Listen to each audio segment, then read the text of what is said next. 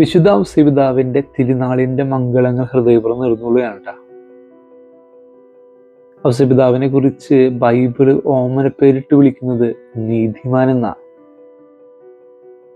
പഴയ നിയമത്തിലും പുതിയ നിയമത്തിലും നമ്മൾ രണ്ട് ജോസഫ്മാരെ കണ്ടുമുട്ടുന്നുണ്ട്.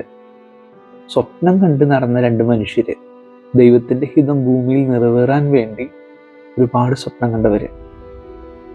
ഇന്ന് മാർച്ച് 19 നമ്മൾ ഔസേപിതാവിന്റെ തിരുനാൾ ആഘോഷിക്കുമ്പോൾ ഔസേപിതാവിനെ കുറിച്ചൊരു വ്യത്യസ്തമായിട്ടുള്ളൊരു സ്വഭാവ സവിശേഷത കൂടെ നമ്മൾ കണ്ടെത്തേണ്ടതുണ്ട്. ഒരു ധീരനായിട്ടുള്ള ഒരു മനുഷ്യനാണ് ഔസേപിതാവ്.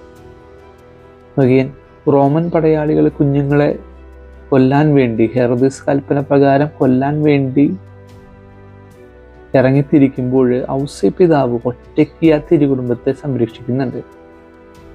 ഒരു ധീരമായ ഒരു വലിയ നിലപാടെടുത്ത്, പ്രത്യേകിച്ച് ഈജിപ്തിലേക്കൊക്കെ പലായനം ചെയ്യുകയാണ്. ദൈവത്തിൻ്റെ സ്വരത്തിന്, ആ സ്വരത്തോട് 100% നീതി പുലർത്തുക എന്ന് പറയുന്നത് ഇങ്ങനെയാണ്.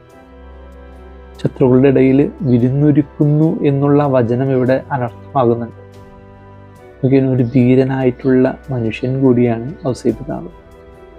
ഇത്രയും വലിയ ഒരു പടയാളികൾക്ക് ഇടയിലൂടെ അവരുടെ കണ്ണ് വെട്ടിച്ചുകൊണ്ട് ആ തിരുകുടുംബത്തെ സംരക്ഷിച്ച ഔസേപിതാവിൻ്റെ ഈ ഒരു ശൈലി, പ്രത്യേകിച്ച് ദൈവസ്വരത്തോട് നമ്മൾ കാതോർക്കുക എന്ന് പറയുന്നൊരു ശൈലി, ധീരമായ നിലപാടുകൾ എടുക്കുക എന്നുള്ളൊരു ശൈലി, ഔസേപിതാവിൽ നമ്മൾ പഠിക്കേണ്ട ഒന്നാണ്.